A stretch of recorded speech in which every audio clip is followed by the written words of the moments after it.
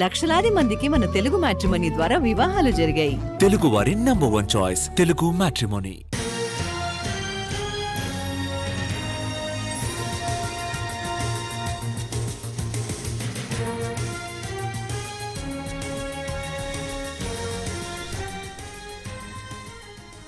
Ration పంపిణీపై AP ప్రభుత్వం కీలక నిర్ణయం తీసుకుంది. రేషన్ సరుకులు డోర్ డెలివరీ నిలిపివేయాలని సర్కార్ భావించింది.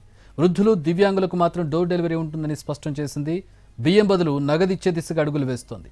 సాధ్యాసాధ్యాలు పరిశీలించాలని మంత్రులకు ఆదేశాలు జారీ చేశారు సీఎం చంద్రబాబు. ఏపీలో ప్రస్తుతం 1,48,00,000కు పైగా తెల్ల రేషన్ కార్డులున్నాయి. అయితే బియ్యం మాఫియాతో చెడ్డ పేరొస్తోందని మంత్రుల నుంచి ఫీడ్బ్యాక్ వచ్చింది. గ్రామస్థాయి, రాష్ట్ర స్థాయి వరకు రేషన్ మాఫియా విస్తరించిందని చెబుతున్నారు.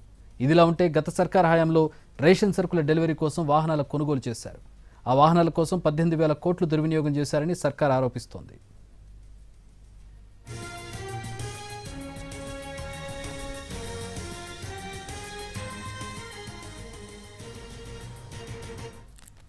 రేషన్ బియ్యం సరఫరాపై ఏపీ కేబినెట్ కీలక నిర్ణయం తీసుకుంది. జూన్ 1 నుంచి రేషన్ కోసం వినియోగించే వ్యాన్ల వ్యవస్థను రద్దు చేయనుంది.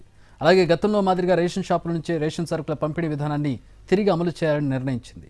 అయితే వృద్ధులు, దివ్యాంగులకు మాత్రం రేషన్ సరుకులు డోర్ డెలివరీ చేసేందుకు నిర్ణయించినట్లు మంత్రి నాదెండ్ల మనోహర్ తెలిపారు. కేబినెట్లో మేము తీసుకున్న డిసిషన్ జూన్ 1వ తారీఖు నుంచి ఫేర్ ప్రైస్ షాపుల ద్వారానే పీడిఎస్ రైసు లబ్ధిదారులందరూ కూడా చేరవేసే విధంగా నిర్ణయం తీసుకున్నాం. దీంతో పాటు 65 సంవత్సరాల కన్నా ఎక్కువగా ఉన్న వయసులో ఉన్న వృద్ధులకు, అదేవిధంగా దివ్యాంగులకు డోర్ డెలివరీ జరిగేటట్టు ఈరోజు ఒక నిర్ణయం తీసుకున్నాం. ఈ ఫేర్ ప్రైస్ షాప్స్లో కూడా మేము కొత్త యాప్ డిజైన్ చేసాం. రేషన్ చాలా పక్కాగా మేము మానిటర్ చేసుకునే విధంగా నెక్స్ట్ ఫేజ్లో మేము ప్రతి షాప్లో కూడా సీసీ కెమెరాలు కూడా ఏర్పాటు చేసి వాళ్ళ సర్వీసెస్ని మేము పెంచే విధంగా కేంద్ర ప్రభుత్వంతో చర్చించిన తర్వాత ప్రాథమిక అనుమతులు వచ్చినాయి మాకు. ఈ ఫేర్ ప్రైస్ షాప్స్ని చిన్న చిన్న కిరాణా షాపులుగా వాళ్ళు కూడా వ్యాపారం చేసుకునే విధంగా గిరిజన ప్రోడక్ట్స్ కానివ్వండి, కేంద్ర ప్రభుత్వం అందించే ఈ భారత్ ప్రోడక్ట్స్ని ఈ షాపుల ద్వారా మేము వినియోగదారులకి తక్కువ రేటుకు తీసుకొచ్చే విధంగా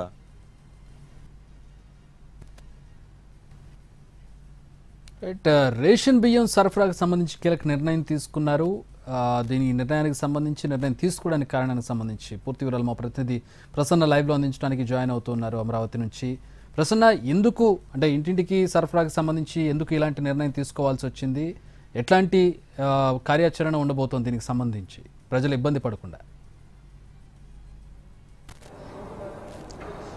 అంటే చక్రి, యాక్చువల్గా ఇప్పటివరకు కూడా రేషన్ బియ్యానికి సంబంధించి యాక్చువల్గా చెప్పాలంటే రేషన్లో ప్రస్తుతం బియ్యం ఒకటే ఇస్తూ ఉన్నారు. గతంలో కొన్ని పంచదార, కందిపప్పు ఇతరత్ర వచ్చాయి, కానీ త్వరలోనే ఇంప్లిమెంట్ చేస్తామని చెప్తూ ఉన్నారు. ఇప్పుడు పీడిఎస్ బియ్యం అంటే ప్రజా పంపిణీ వ్యవస్థ ద్వారా బియ్యాన్ని ప్రధానంగా రేషన్ దుకాణదారులు వాహనాలు ఇంటికి తెచ్చి ఒక చోట వాహనం పెట్టి అందిస్తూ ఉన్నారు. అందులో వృద్ధులకు కావచ్చు, లేకపోతే వికలాంగులు కావచ్చు, అన్ని రకాల వయసు వాళ్ళ వాహనం దగ్గరికి రావడం, లేకపోతే కొంతమందికి అనువుగా ఉన్న చోటకి వాహనం ఇంటి దగ్గరికి వెళ్ళడం జరుగుతూ ఉన్న పరిస్థితి అయితే ప్రస్తుతం మనకు కనిపిస్తుంది. అయితే ఈ రేషన్ వాహనాలకు సంబంధించి భారీ స్థాయిలో ఖర్చు రావడం, ఇందులో పైలట్ ప్రాజెక్ట్ కానీ గతంలో దీనికి గత ప్రభుత్వం 200 కోట్ల వరకు ఖర్చు పెట్టింది అని చెప్పడం జరుగుతుంది. 18,000 కోట్లకు పైగా ఖర్చు వస్తుంది ఏడాదికి. దీనికి సంబంధించి దీనివల్ల పెద్దగా ఉపయోగం లేదు. రేషన్ ఇంటింటికి వచ్చి రేషన్ తీసుకునే వాళ్ళ సంఖ్య కూడా చాలా తక్కువగా ఉందని ప్రభుత్వం భావించింది.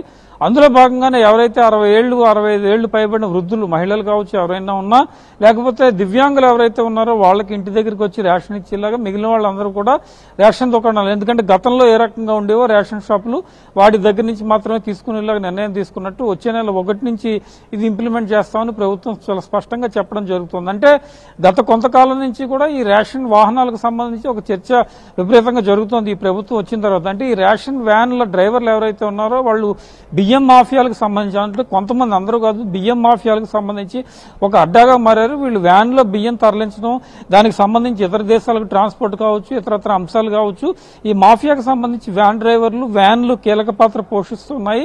కాబట్టి ఈ నెట్వర్క్ ను మనం ఎక్కడైతే బ్రేక్ చేయగలిగితే కనుక పూర్తి స్థాయిలో బియ్యం మాఫియా కానీ అక్రమ రవాణా కానీ చేయడానికి చాలా వరకు తగ్గుతుందనే ఉద్దేశంతో ప్రభుత్వం భావించింది. ఇంతకుముందు కేబినెట్ లో కూడా ఇదే రకమైన చర్చ జరిగింది.